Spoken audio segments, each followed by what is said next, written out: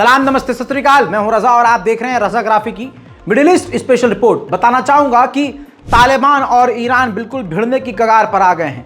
दोनों के बीच कभी भी जंग छिड़ सकती है। मैं कोई बढ़ा चढ़ा कर नहीं, बिल्कुल हकीकत बता रहा हूं जो रिपोर्ट है। हालांकि अगर आप हमारी मिडिल ईस्ट को रेगुलर देखते हैं तो आपको याद होगा मैंने बताया था कि ईरान ने तालिबान को वार्निंग दी है कि आपने हेलमंद के नदी का जो पानी रोका हुआ है उसको खोलिए, और आपके साथ जो हमारी पहले डील हुई थी उसमें आपने हमसे वादा किया था कि हेलमंद नदी का पानी हम नहीं रोकेंगे, लिहाजा आप उस डील का पालन कीजिए, वादे को निभाइए, वरना अंजाम भुगतना होगा। अब बजाय तालिबान ईरान से बात करने के, ईरान से जंग करने के लिए तैयार हो चुका है। आपको बताना चाहूंगा इस मिडिल ईस्ट की सबसे बड़ी खबर यह है कि तालिबान ने हजारों सैनिक ईरान के बॉर्डर पर तैनात कर दिए हैं और उनमें से सैकड़ों ऐसे सैनिक हैं जो सुसाइड अटैकर्स हैं, यानी आत्मघाती हमलावरों को भी भेज दिया है, तैनात कर दिया है ईरान के बॉर्डर पर तालिबान ने। उधर से ईरान की IRGC मिलिट्री भी मौजूद है ईरान के बॉर्डर पर।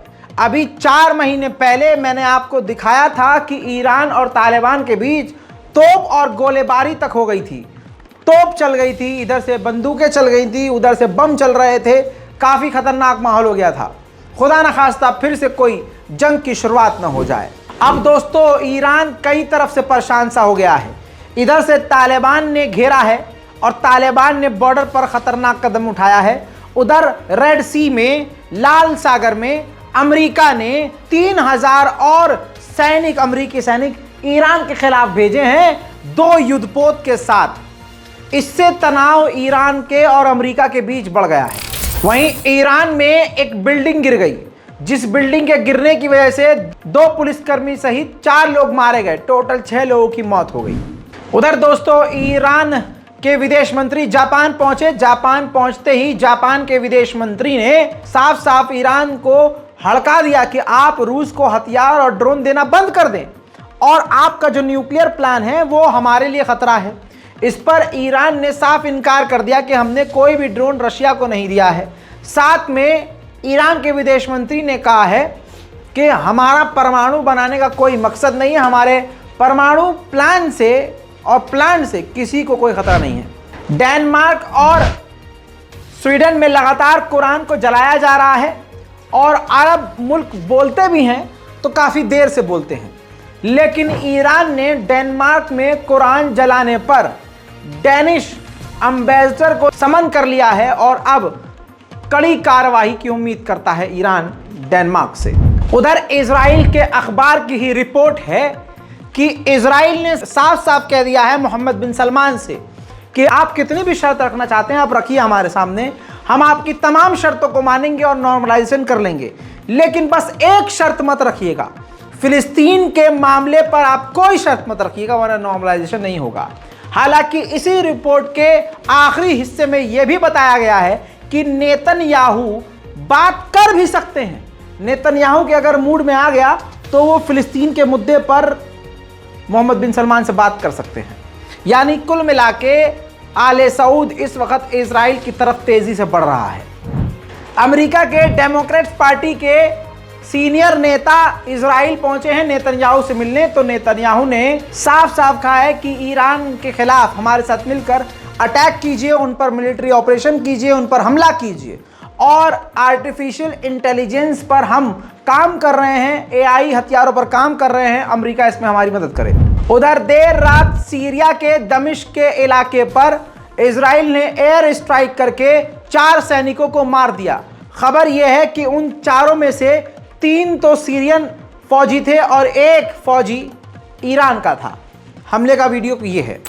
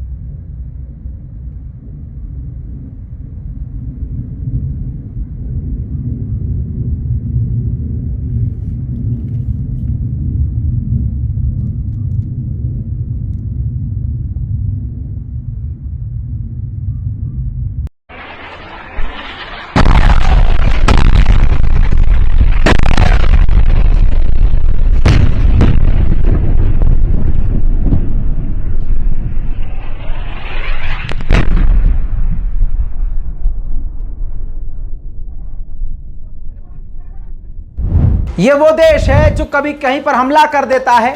ये इजराइल वो देश है जो दूसरों की जमीन हड़प कर खुद कब्जा कर लेता है। इजराइल वो देश है जो निहत्तों पर हमला करता है। इजराइल की वो सरकार है, वो ऐसा देश है कि अपने अंदर के बिगड़े हुए हालात को छुपाने के लिए ईरान पर हमला करने की बातें कर रहा है, जबकि 31वां हफ्ता लग चुका है। आज भी 24 घंटा हो जा रहा है, पूरे इजराइल में नेतन्याहू के खिलाफ यहूदी सड़कों पर उतरकर प्रदर्शन कर रहे हैं।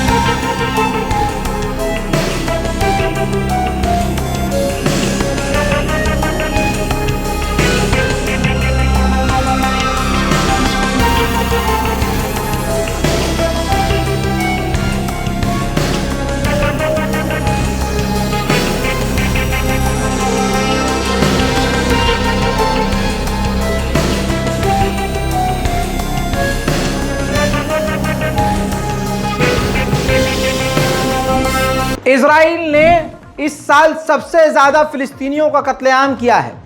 एक नौजवान बच्चा कहिए, इसे नौजवान कहिए, इस बच्चे को भी गोली लग गई थी। आखिरकार जिंदगी और मौत की जंग ये अस्पताल में नौजवान हार गया और शहीद हो गया।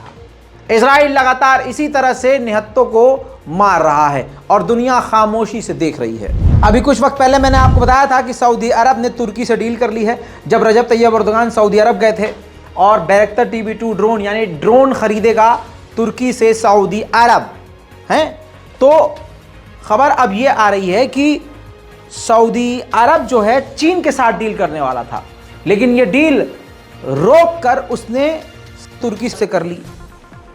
अब खबर ये है कि वो डील इतनी पक्की है और इतनी बड़ी डील है कि उसमें सऊदी अरब ने ऐसी डील की है कि तुर्की की बैकर कंपनी बैरक्टर TB2 ड्रोन और ऐसे तमाम ड्रोन सऊदी अरब में ही मैन्युफैक्चर करेगी, सऊदी अरब में ही फैक्ट्री लगाकर बनाएगी, जिससे मैन्युफैक्चरिंग बढ़ेगी और तुर्की को भी फायदा है और सऊदी अरब को भी फायदा है। तो अब यहां पर आपको बच्चों को सीखने की जरूरत है क्या, कि अगर आपको कोई नीचा दिखाए तो आप इल्म से ही उसको दबा सकते हैं, अपने आगे झुका सकते हैं। एक वक्त वो था जब सऊदी अरब तुर्की को गरिया रहा था, लतिया रहा था, छोड़ चुका था, तुर्की के सामानों का बायकॉट कर रहा था। आज वो दिन आ गया कि तुर्की ने हथियारों की इंडस्ट्री में इतना एजुकेट कर लिया अपने आप को, इतनी बड़ी बड़ी सफलता हासिल कर ली कि अब सऊदी अरब के पास बेहतर ऑप्शन तुर्की ही था, जिससे वो हर तरह की डील कर सकता था। है ना, बड़ी बात, नोट कर लो। उधर अजरबैजान ने रिपोर्ट दी है कि आर्मीनिया का एक ड्रोन हमारे इलाके में आ गया था, जो जासूसी करने के लिए आया था, हमने उसको मार कर गिरा दिया है। आर्मीनिया सुधरने वाला नहीं है, कुत्ते की दुम। मैं तो कहता हूं एक बार सीधी हो सकती है ऑपरेशन करके, लेकिन ऐसों की सीधी नहीं हो सकती। दोस्तों, भारतीय वक्त के मुताबिक कल शाम को तुर्की के एक पोर्ट पर धमाका हो गया। उस पोर्ट पर अनाज रखा था। अभी तक जब तक हम ये रिपोर्ट कवर कर रहे हैं, इन्वेस्टिगेशन रिपोर्ट नहीं आई है कि यह हमला था या धमाका किसी और वजह से हुआ, लेकिन धमाका इतना खतरनाक था कि CCTV फुटेज आपको देखकर लगेगा कि यह हमला था। इस धमाके में 10 लोगों के घायल होने की खबर है। साथ में कहा जा रहा है कि अनाज यहां रखा था जिसको काफी ज्यादा नुकसान पहुंचा।